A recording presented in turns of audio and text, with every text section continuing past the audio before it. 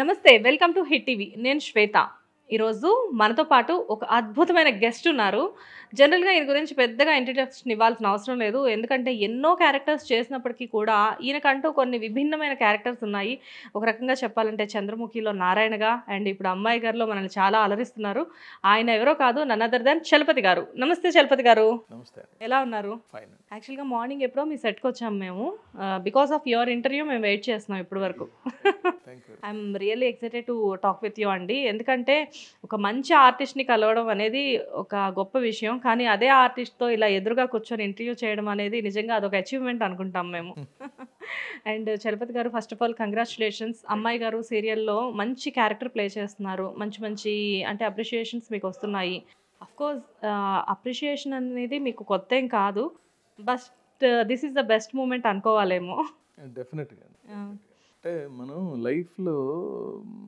Fans లాగా ఉండేవాళ్ళు ఉంటారు కొంతమంది ఫాలోవర్స్ లాగా ఉండేవాళ్ళు యా నేను చాలా చేసిన క్యారెక్టర్స్కి ఫ్యాన్స్ ఉన్నారు ఫాలోవర్స్ ఉన్నారు అంటే ఏంటి తేడా అని మీరు అడగచ్చు ఫ్యాన్స్ ఏంటంటే ఆ సీరియల్ అయిపోయిన తర్వాత వెళ్ళిపోతారు ఫాలోవర్స్ ఏంటంటే మనం చేసిన నటనని గుర్తుపెట్టుకుని మళ్ళీ ఏదైనా కొత్త సీరియల్లో మనం కనపడితే ఈయన అప్పుడు చూసాం బాగా చేశాడు ఇందులో కూడా బాగా చేస్తాడని మన నటనని నమ్మి చూసేవాళ్ళు loyal audience let us say maybe I'm the follower I hope so ఎందుకంటే మిమ్మల్ని నారాయణగానే నేను గుర్తుపెట్టుకున్నాను అవును సో అలా నేను ఎక్కడికి ఏ క్యారెక్టర్స్ చేసినా నేను సిన్సియర్గా లాయల్ ఆడియన్స్ని సంపాదించుకోవడం కోసమే యాక్ట్ చేస్తాను నేను అలా అని నేను ఫాలోవర్స్ని ఏదో తక్కువగా చేయడం కాదు అంటే అలా అంటే మన యాక్టింగ్లో డెన్సిటీ లేకపోతే ఈ ఫాలోవర్సే ఫ్యాన్స్ లాగా వెళ్ళిపోతారు గాలికి సో మన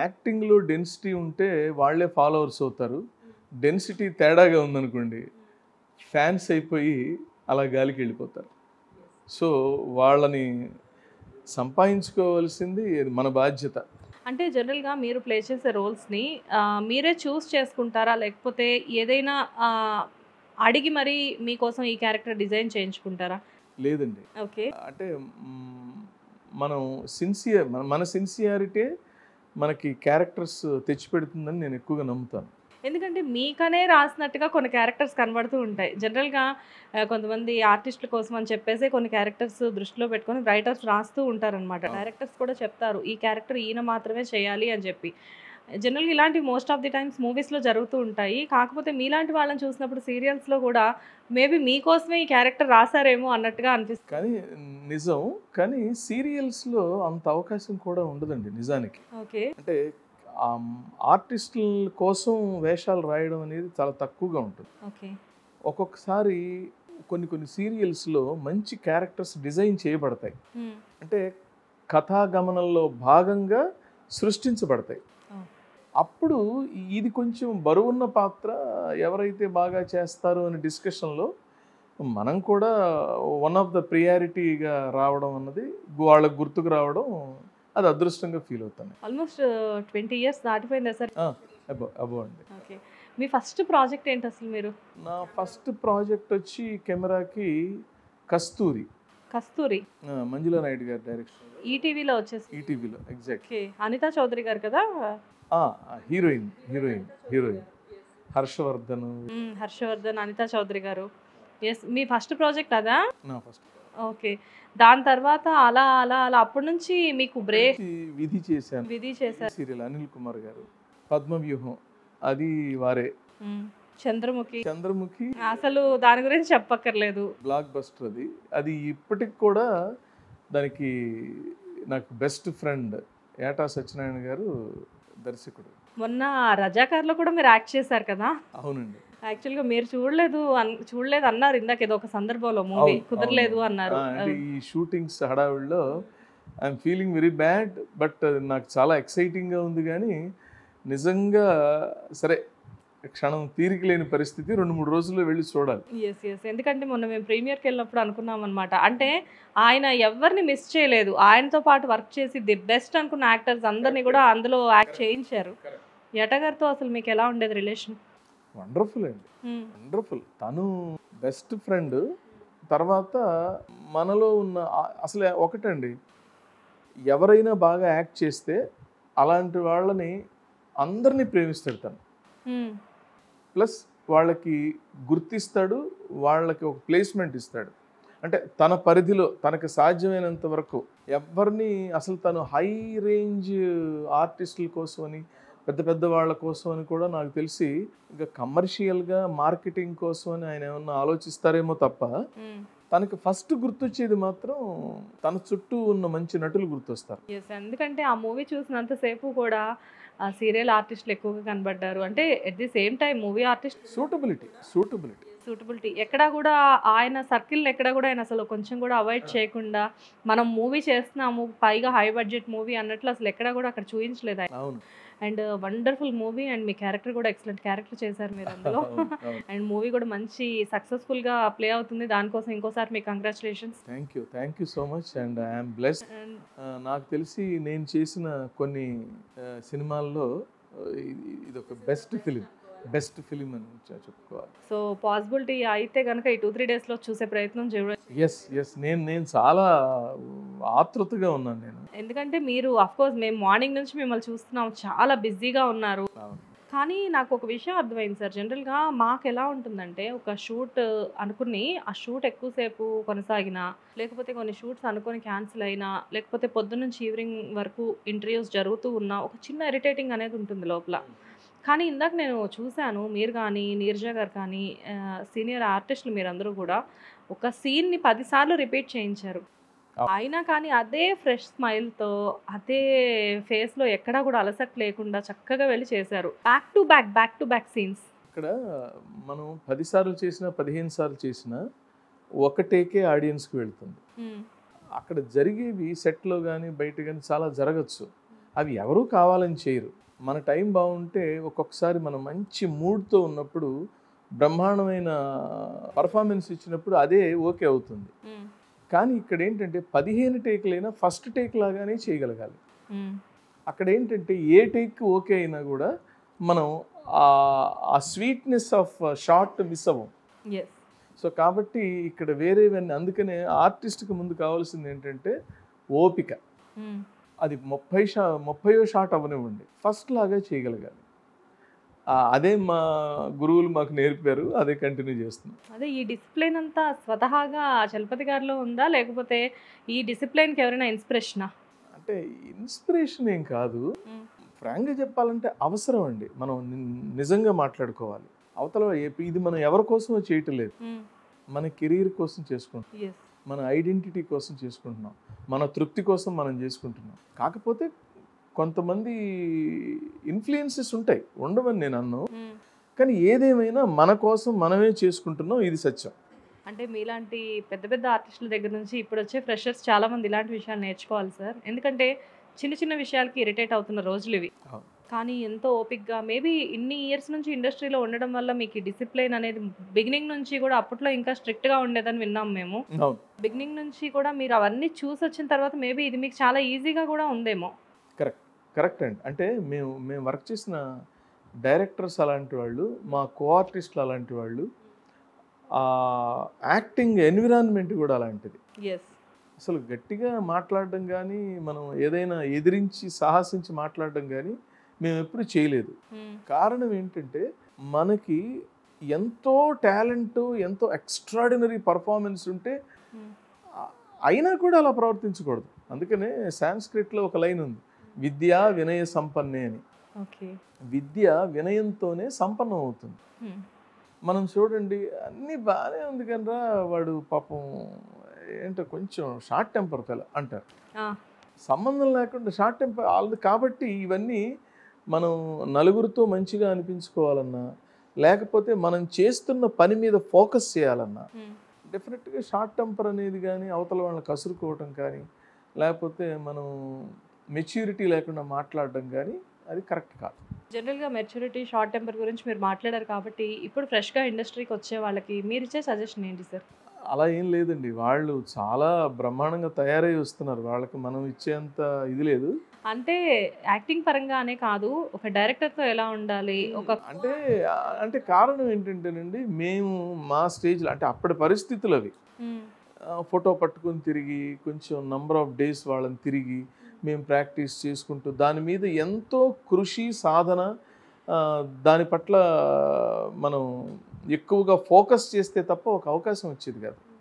ఇప్పుడు ఏంటంటే నంబర్ ఆఫ్ ఛానల్స్, అప్పుడేముంది ఒక ఈటీవీఏ కమర్షియల్ ఛానల్, మొదట్లో దూరదర్శన్, తర్వాత ఈటీవీ, తర్వాత తతిమా ఛానల్స్ అన్నీ వచ్చాయి కాబట్టి మనకి ఆపర్చునిటీస్ ఎక్కువయ్యాయి కాబట్టి కళాకారులు కావాల్సిన వాళ్ళ అవసరం కూడా ఉంది కాబట్టి వాళ్ళకి ఇమీడియట్గా అవకాశాలు వస్తున్నాయి, పెద్ద ప్రయత్నాలు చేయక్కర్లా.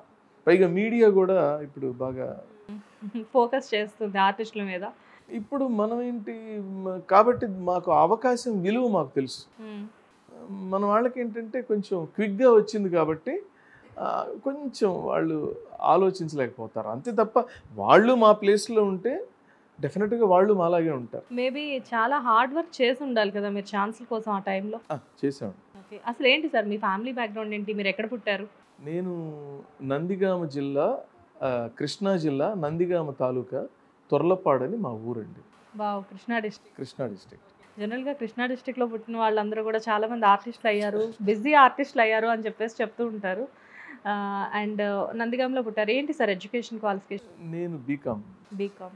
ఫ్యామిలీలో ఎవరైనా అమ్మ నాన్న ఎవరైనా అంటే ఆర్టిస్ట్? అంటే మా నాన్నగారు బేసికల్గా మ్యూజిషియన్. ఓకే. ఆయన హార్మోనిస్ట్. ఆయన్ని చూస్తూ అంటే పెద్ద ఆయన నుంచి మేమేమి నేర్చుకుంది కూడా ఏం కాదు. ఓకే. జెనెటికల్గా ఏదో కాస్త పాడటం వచ్చింది, ఆయన చూస్తుండేవాళ్ళం. నేను కూడాను మా ఊళ్ళో ఎక్కడ ఏ నాటకాలు ఉన్నా కూడాను నేను చిన్న ఈవెన్ 7 years అప్పుడే హరికథలు, బుర్రకథలు, నాటకాలు ఇలాంటివి ఏవైనా ఉంటే రిహార్సల్స్ దగ్గర నుంచి పర్ఫార్మెన్సెస్ వరకు నేను వాటిని ఫాలో అవుతుండేవాడిని. అది నాకు తెలియదు కూడా. ఓకే. దాని తర్వాత నేను జాబ్ చేశాను, సడన్గా మళ్ళీ ఇందులోకి వచ్చాను, మళ్ళీ రివైవ్ అయింది. మధ్యలో జాబ్ చేశాను, మళ్ళీ అనుకోకుండా ఇందులోకి వచ్చాను. అంటే నటన పట్ల ఉన్న ప్యాషన్ అది కూడా కాదండి, అది అవసరం కొద్దీ వచ్చాను నేను. ఓకే. అది ఊరికే సరదాగా ఏదైనా ఏదో చేద్దామని. అవసరం అంటే ఆర్థిక పరిస్థితుల? నో, ఆర్థికంగా. సపోజ్ ఇప్పుడు నేను దూరదర్శన్లో అనౌన్సర్గా వర్క్ చేశాను. ఓకే. అంటే అసలు ఇండస్ట్రీకి రావడానికి కారణం మీరు యాక్టర్ అవుదామనేనా, అంటే ఆన్ స్క్రీన్ అయినా ఆఫ్ స్క్రీన్ అయినా పర్లేదు? నేను యాక్చువల్గా సింగర్ అవుదాం అనుకున్నాను. ఓకే. ఆ సింగింగ్కి కంటిన్యూగా ఆపర్చునిటీస్ ఉండేవి కావు. మామూలుగా ఏదన్నా స్టేజ్ షోస్ చేయడం, లేకపోతే దూరదర్శన్లో కొంతమంది మిత్రులు నువ్వు పాడుతున్నావు బాగుంది, నువ్వు బాగుంటావు కదా చూడడానికి, why don't you try for acting అని. అలాగే నాకే యాక్టింగ్ కూడా రాదు. యాక్టింగ్ నేర్చుకోలేదా? I didn't learn. ఇంత గ్రేట్ ఆర్టిస్ట్ మీరు. కస్తూరి అన్నారు, విధి అన్నారు. యాక్చువల్గా నాకు కస్తూరిలో మీరు గుర్తులేరు కానీ నాకు తెలుసు ఫస్ట్ నేను మిమ్మల్ని రికగ్నైజ్ చేసిన విధి. నేను ట్యూషన్ నుంచి ఇంటికి వెళ్ళేసరికి నైట్ వచ్చేది సీరియల్, మా అమ్మమ్మ ప్రతిరోజు విధి సీరియల్ పెట్టుకొని చూసేది. అండ్ నాకు కాలేజ్ టైంలో అలా ఉన్నప్పుడు చంద్రముఖి, అసలు ఎక్సలెంట్ సీరియల్ అది. అందులో మిమ్మల్ని రాగానే కూడా నారాయణ గారు అనే సంబోధించారు నేను. అంటే ఆ రోల్లో మిమ్మల్ని తప్ప ఇంకొకళ్ళని ఎవరిని ఊహించుకోలేము మేము. అది దేవుడు దయ. అంటే అలా అలా కొన్ని ఏం లేదండి, కొన్ని సమకూరతాయంట. అంటే కొన్ని సమకూరడం అంటారు. సపోజ్ మీ ఆడవాళ్ళు ప్రతిరోజు చేసే కూర ఒకరోజు కుదిరినట్టు ఇంకో రోజు కుదరదు. అవును సార్. ఒక్కొక్కసారి కుదురుతుంది, దాన్నే సమకూరడం అంటారు. కుదరడం అంటే అది. కొన్ని క్యారెక్టర్స్ మనకి ఏదో పూర్వజన్మ సుకృతం వల్ల, మన అదృష్టం వల్ల, ఆ క్యారెక్టర్ వల్ల మనకి పేరు వచ్చే భాగ్యం దేవుడు రాస్తాడు. అంటే ఇక్కడ ఒక చిన్న విషయం సార్, అప్పట్లో చాలా మంది ఆడవాళ్ళు మీకోసం సీరియల్ చూసేవారు తెలుసు. అవును. అంటే ఎప్పుడైనా మీరు రాలేదంటే ఇవాళ ఏంటి నారాయణ రాలేదు, ఇవాళ ఏంటి నారాయణ రాలేదు అంటే మిమ్మల్ని వాళ్ళు ఎలా ఓన్ చేసుకున్నారంటే పెద్దవాళ్ళనే ఉంది ఇంట్లో ఎవరైనా ప్రతి ఆడియన్ లేడీస్ ఏంటి, మా డాడీ కూడా అనేవారు ఇవాళ నారాయణ క్యారెక్టర్ లేదా, ఇవాళ నారాయణ రాలేదు, ఏదో ఇంటికి ఒక గెస్ట్ రాలేదా అన్నట్టు ఇవాళ నారాయణ రాలేదా, యశోధరా ఉంది, నారాయణ ఏడి. అంటే ఒక రకంగా చెప్పాలి అంటే మీరు వన్ ఆఫ్ ది హీరో అందులో. ఆమె హీరోయిన్, మీరు హీరో, ఇద్దరిది ఈక్వల్ పోటాపోటీగా ఉంటుంది. నిజం అది అంటున్నాను నేను. ఇప్పుడు దానికి కారణం ఎవరంటే ఏటా సత్యనారాయణ గారు.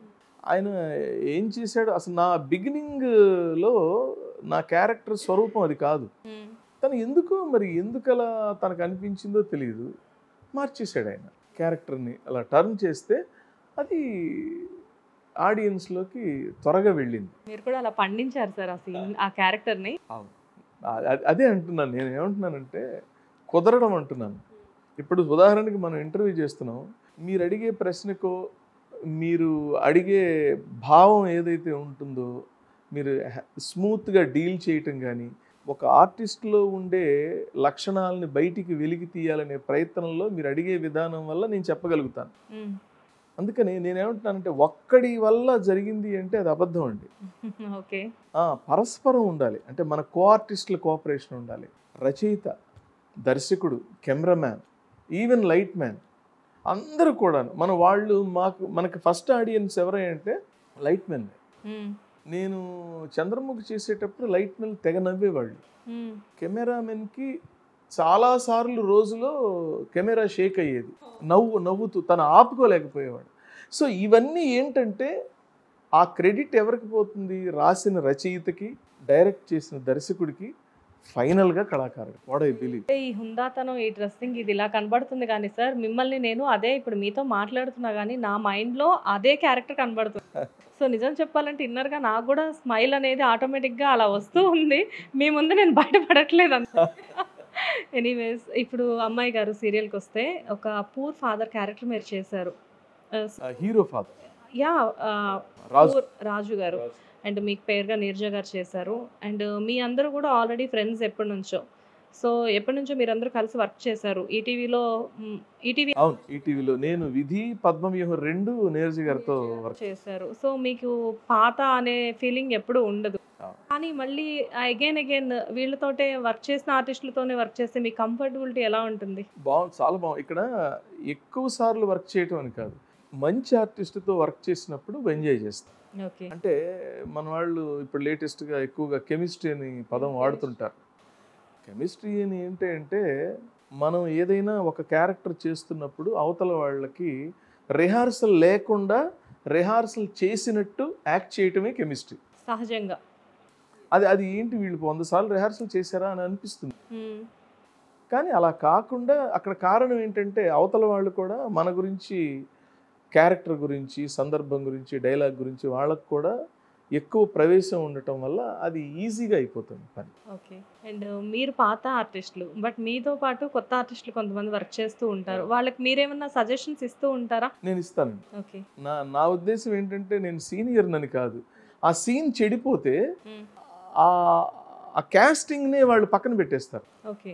ఇప్పుడు మనం సపోజ్ నేను ఎవరితోనన్నా కొత్త వాళ్ళతో నాకు పేరుగా చేస్తున్నప్పుడు మాకు ఇద్దరికి కెమిస్ట్రీ అంటే ఒక చిన్న అవగాహన అంటారు. ఆ అవగాహన అనేది యాక్టింగ్లో లేకుండా చేస్తుంటే ఆడియన్ ఇమ్మీడియట్గా స్మెల్ చేసేస్తాడు. దానివల్ల మన లోపాలన్నీ బయటపడతాయి. కాబట్టి అది లేకుండా ఉండడం కోసం మన పక్క ఆర్టిస్ట్తో అమ్మ నేను ఇలా అనుకుంటున్నాను, మీరు ఇలా ఇలా ఇలా ఇలా అని అఫ్కోర్స్ ఆ దర్శకుడు చెప్తాడు. దర్శకుడు చెప్పినా కూడా కొన్ని అండర్స్టాండింగ్తో అనుకోవాల్సి ఉంటుంది. డైరెక్టర్ చెప్పడానికి, కో ఆర్టిస్ట్ చెప్పడానికి డిఫరెన్స్ ఉంటుంది కదా. ఎగ్జాక్ట్లీ అలా అనుకుని మేము చేస్తే బాగుంటాయని నేను ఆ సీన్ బాగా రావడం కోసం చెప్తాను తప్ప నేనేదో సీనియర్నని, పెద్దవాడినని నాకు ఎప్పుడు మైండ్లో ఉండదు. ఎందుకంటే I learn from every one. Even నాకు జూనియర్స్ కొంతమంది వస్తారు, చాలా ఎక్స్ట్రాడినరీగా చేస్తారు. నేను వాళ్ళని కూడాను అందుకని వాళ్ళు ఎవరన్నా వీడెవడో బాగా యాక్ట్ చేస్తున్నాడు, ఈ అమ్మాయి ఎవరో బాగా చేస్తుందంటే వాళ్ళు యాక్ట్ చేస్తున్నప్పుడు నేను మానిటర్ దగ్గరే కూర్చుంటాను. నేను మా పక్కకి వెళ్ళిపోను. నేను అంటే మానిటర్ దగ్గర అంటే వాళ్ళ ఎదురుగానే కాదు, దూరంగా ఉండి అబ్జర్వ్ చేస్తుంటాను. వాళ్ళు దీన్ని ఎలా ప్రజెంట్ చేస్తున్నారు, ఇది ఆల్వేస్ లెర్నింగ్ అండి. అంటే కీప్ లెర్నింగ్ అంటూ. ఎగ్జాక్ట్లీ.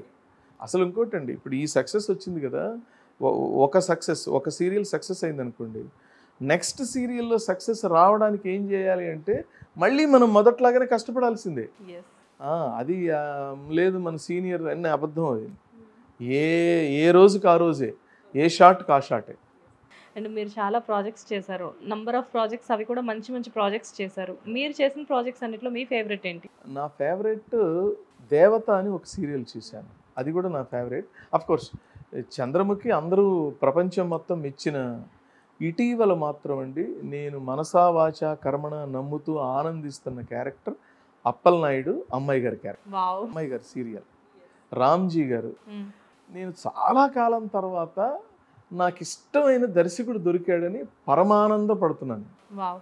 అసలు సంథింగ్ ఈజ్ గ్రేట్ అనమాట. ఆ వయసుకు సంబంధం లేదు, ఆ మెచ్యూరిటీ ఎక్కడుంటాయంటే, ఆయన మమ్మల్ని నమస్కారం సార్ అని ఏదో గౌరవంగా అంటారు కానీ ఆయనకి 2 చేతులు ఎత్తి నమస్కరించాలనిపిస్తున్న కళాకారుడిగా. Such a great director. ఎంత ప్లీజింగ్. అసలు కళాకారుడి దగ్గర నుంచి ఎలా, వాళ్ళ దగ్గర నుంచి నటనని ఎలా బయటికి రప్పించాలి, ఎలా తీసుకోవాలి అన్నది తెలిసిన ఒక అద్భుతమైన డైరెక్టర్లో రామ్జీ గారు ఒకరు. మీ అంతటి గొప్ప ఆర్టిస్ట్ దగ్గర నుంచి ఎంతోమంది పెద్ద పెద్ద డైరెక్టర్స్తో మీరు వర్క్ చేశారు. మీలాంటి వాళ్ళ దగ్గర నుంచి ఆయన అంత అప్రిషియేషన్ తీసుకోవడం అంటే అది మామూలు విషయం. ఆయన అంటే నాకు చాలా, నేను చెప్తున్నాను కదా, ఐఎమ్ థ్రిల్లింగ్. అసలు నాకు చాలా, maybe he deserve it sir. కాకపోతే మీలాంటి పెద్దవాళ్ళు కూడా అలా వాళ్ళకి అలా అది బ్లెస్ చేయడం అనేది కూడా చిన్న విషయం కాదు. అది బ్లెస్ కూడా కాదమ్మా. నేనేమంటున్నానంటే సీనియర్ జూనియర్ వయసు కాదు, talented people are seniors, talent తక్కువగా ఉన్నవాళ్ళు జూనియర్స్. నా దృష్టిలో డెఫినేషన్ అది. సో యాట గారి తర్వాత మీకు బాగా నచ్చిన డైరెక్టర్ అంటే రామ్జీ గారు అని చెప్పుకోవచ్చు. అసలు ఉన్నారండి, 4-5 ఉన్నారు. నేను ఇటీవల ఈ మళ్ళీ నేను రాధాకృష్ణ గారు తనతో వర్క్ చేశాను. నేను ఆయనతో కూడా నేను బాగా ఎంజాయ్ చేశాను. అలా వారిలో నేను రీసెంట్గా ఇప్పుడంతా ఉరుకులు పరుగుల మీద ఉన్న ఈ సీరియల్ ఇదిలో ఆయన ప్రతిదీ చాలా పర్ఫెక్ట్గా వర్కౌట్ చేసి ప్లాన్ చేస్తారు సీన్. అది అదృష్టం, పూర్వజన్మ సుకృతం ఫీల్ అవుతాను. అండ్ ఇప్పుడు అమ్మాయి గారితో పాటు మీరు చేస్తున్న మరో ప్రాజెక్ట్ ఏంటి సార్? నేను ఇదొక్కటే చేస్తున్నానండి. సినిమాలు చేస్తున్నాను 2, ఇంకా రావాలి. తర్వాత ఒక వెబ్ సీరియల్ లాంటిది మా హాట్‌స్టార్ కోసం చేయబోతున్నాను. ఓకే. అంటే కొంచెం సెలెక్టివ్గా ఏదో చూద్దామనే ఆలోచన వచ్చింది. ఎంత సెలెక్టివ్గా చూసినా కానీ ఆల్మోస్ట్ ఎప్పుడు బిజీగానే ఉంటున్నారు. ఓకే. అంటే ఈ ఇండస్ట్రీలో ఎప్పటికీ అప్పుడు మొదలుపెట్టి ఇప్పటి వరకు బిజీగా ఉండడం అనేది, ఎప్పటికీ బిజీగా ఉండడం అనేది కూడా చాలా అదృష్టం. అంటే అది కొంతమంది మీలాంటి వాళ్ళకి మాత్రమే సాధ్యమవుతుందేమో. Anyways I wish you all the best అండి. అమ్మాయి గారు సీరియల్లో చాలా మంచి రోల్ మీకు దొరికింది. అండ్ చాలా రోజుల తర్వాత గుర్తుండిపోయే రోల్ ఇది. అండ్ ముందు కూడా మరిన్ని ప్రాజెక్ట్స్ చేయాలి, ఎప్పుడు ఇలానే బిజీగా ఉండాలి అని చెప్పేసి ఒక ఫ్యాన్గా నేను సక్సెస్ఫుల్గా మీరు ఉండాలి అని చెప్పి కోరుకుంటున్నాను. Thank you so much. Thank you so much. Thank you sir.